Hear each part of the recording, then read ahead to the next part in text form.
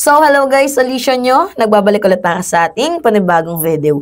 So, mga minamahal, eto, genuine question lang. Kaya-kayang sabayan ng Senado itong ginagawa ng ating House of Representatives. So, ngayon, basahin natin itong balitang to. Civil society groups get budget observer rules. So, sa madaling sabi, itong ating House Speaker na si House Speaker Martin Romualdez is truly transparent in terms of budget deliberation. Ngayon ang tanong, kaya bang sumabay? Kaya bang sundan ng yapak ng Senado itong ginagawa ng ating House of Representatives? Kasi kung mapapansin ninyo, mga minamahal, binubuksan po ni House Speaker Martin Romualdez ang door, ang pinto. Pinto para saan? Pinto para sa mga civil society watchdogs, sa kamera, sa media, sa mga social media, sa pagsisimula ng budget deliberation ngayong linggo.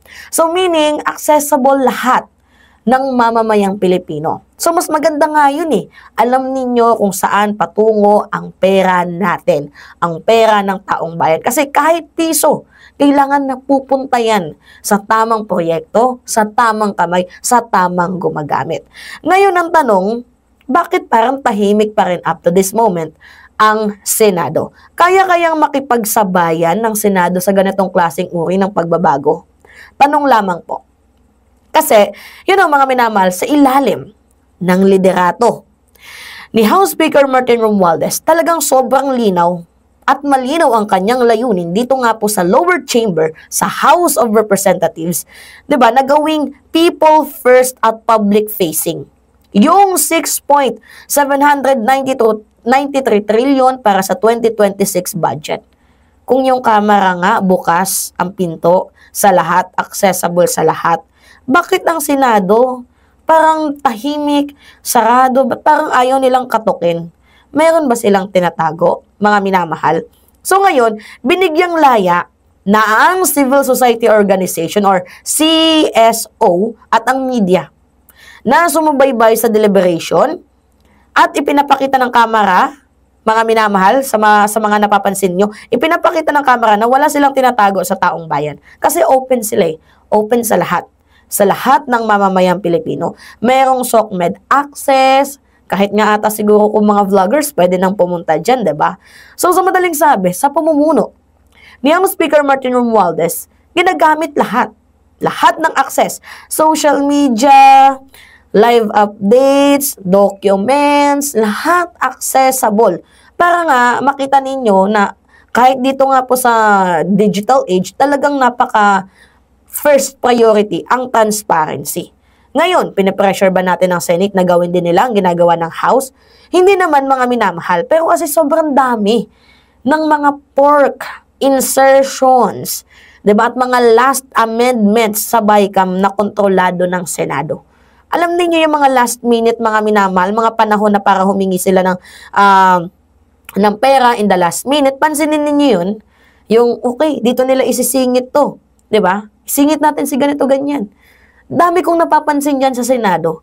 Kaya nga ngayon, dapat sa pagbubukas ng House, dapat kayang sumabay sana ng ating Senado. Kasi yung budget ng mamamayang Pilipino, dapat every peso counted.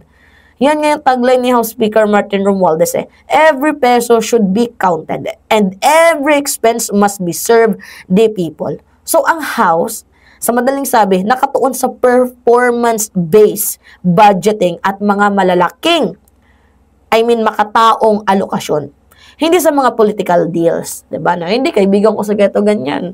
Ay, hindi, contractor ko sa ganito ganyan. Ay, binigyan ako ni ganito ganyan, diba?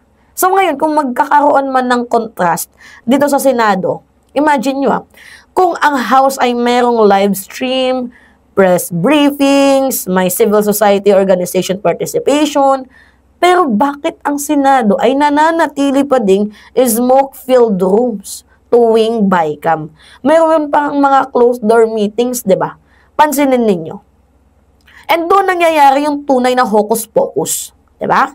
Doon niluluto ang mga sekretong insertion ng mga senador in the last minute. So ngayon, gusto ko lang ipaalam sa inyo na sa pamumuno ni House Speaker Martin Romualdez, especially sa mga budget deliberation ng Kamara, syempre transparent. Bukod sa transparent, accessible, and nandoon yung accountability, yung pagiging accountable. Kaya ba itong gayahin ng Senado? Yung ganitong tapang, 'di ba? So, mga minamahal, we demand bilang taxpayer, we are Filipino demanding na sana magkaroon ng transparency ang Senado. So ngayon, basahin natin itong balitang to. Sabi dito, civil society groups get budget observer role. So, in the Congress, as for their open budget proceeding to civil society watchdog, in a bid to build public trust in the process that has been riddled with allegation of corruption and secretive last-minute manipulation. Daming ganyan sa Senate. Kaya nga pansinin ninyo, yung record ng Senate ngayon sobrang baba. Mas mataas pa nga ang record ng House of Representatives. Yung kanilang trust rating and approval rating, mas mataas kaysa nga dito sa Senado. Kasi sa Senado, napupuno ng mga crocs. Napupuno ng mga crocodiles. So, Speaker Martin Romualdez on Wednesday turned over copies of the proposed 6.793 trillion 2026 National Expenditure Program or NEP to representatives of civil society organization or CSO, marking their formal entry into a budget process. So, the ceremonial turnover held at the House Social Hall came hours after Budget Secretary Amena Pangandaman submitted the NEP to the House of Representatives, which would start budget deliberation next week. So, next week. Pero yun mapapansin niyo na sobrang open ng ating Kamara sa lahat. So, I think, hindi sila natatakot in terms of transparency. Wala silang kinakatakutan na kami, mga corrupt kami. Wala.